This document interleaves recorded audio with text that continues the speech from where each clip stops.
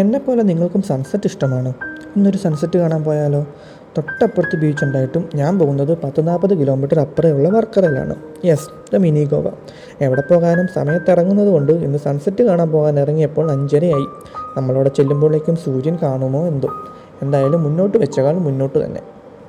സബാഷ്, നല്ല അടിപൊളി ട്രാഫിക്, അധികം ഗർത്തങ്ങളൊന്നും ഇല്ലാത്ത റോഡ്. കേരളത്തിൽ പിന്നെ ഇങ്ങനത്തെ റോഡ് കിട്ടുന്നത് തന്നെ അപൂർവമാണ്. ഞങ്ങൾ ലേറ്റ് ആണെങ്കിലും സൂര്യൻ്റെ ടൈമിങ് നല്ല പെർഫെക്റ്റ് ആയിരുന്നു. അങ്ങനെ ട്രാഫിക്കിൽ നിന്നും രക്ഷപ്പെട്ട് നമ്മൾ ബീച്ച് റോഡെത്തി. നല്ലൊരു റോഡായിരുന്നു അത്. ഇതാണ് നമ്മുടെ പുത്തൻതോപ്പ് പള്ളി. ക്രിസ്മസ് ടൈമിൽ ഇവിടെ നല്ല വൈബാണ്. അങ്ങനെ സൂര്യനെ ഞങ്ങൾ 5 തെങ്ങിൻ്റെ അടുത്ത് പാലത്തിൽ വെച്ച് പിടിച്ചു. അങ്ങനെ നല്ലൊരു ഗുഡ് ബൈയും പറഞ്ഞ് ആശാൻ പോയി. ഓരോ യാത്രകളും ഓരോ പാഠങ്ങളാണ്. നോക്കിക്കേ, ഈ പാലത്തിൻ്റെ ഈ സൈഡ് കണ്ടാൽ പറയുമോ അപ്പുറത്ത് ഇത്രയും നല്ലൊരു ബ്രൈറ്റർ സൈഡ് ഉണ്ടെന്ന്. അതുപോലെ നമ്മുടെ ലൈഫിലും എന്തെങ്കിലുമൊക്കെ പ്രോബ്ലംസ് വന്നാലും അതിനപ്പുറം ഒരു നല്ല ബ്രൈറ്റർ സൈഡ് ഉണ്ടാവും. ഈ പാലത്തിൽ വന്നവർ ആരും ഈ ഡാർക്ക് സൈഡിലോട്ട് നോക്കുന്ന പോലുമില്ല. Just like them, always look into the brighter side of your life. ഞാൻ എങ്ങോട്ടൊക്കെയോ പറഞ്ഞു പോയി. അപ്പം ബാക്ക് ടു വർക്കല. അങ്ങനെ നമ്മൾ വർക്കലയെത്തി. വണ്ടിയും പാർക്ക് ചെയ്ത് ഞങ്ങളെല്ലാവരും പോകുന്നിടത്തോട്ട് തന്നെ ഞങ്ങളും നടന്നു.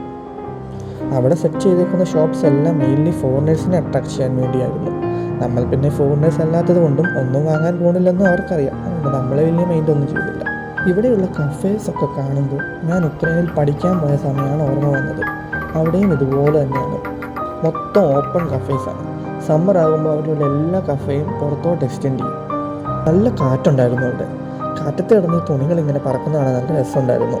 അപ്പോൾ എനിക്കൊരാഗ്രഹം, എൻ്റെ ഇടയിൽ കൂടെ ഒന്ന് നടക്കണമെന്ന്. കൊച്ചിയിലൊക്കെ ഞാനിങ്ങനെ ഒരുപാട് നടക്കുമായിരുന്നു. അയ്യോ, അവിടെ ഒരാളിരിപ്പുണ്ടെന്ന് തോന്നുന്നു. കടയുടെ ഓണറാന്ന് തോന്നുന്നു. മാറിയേക്കാം. എന്തായാലും അതെല്ലാം കണ്ട് നമ്മളിങ്ങനെ കുറേ നടന്നു.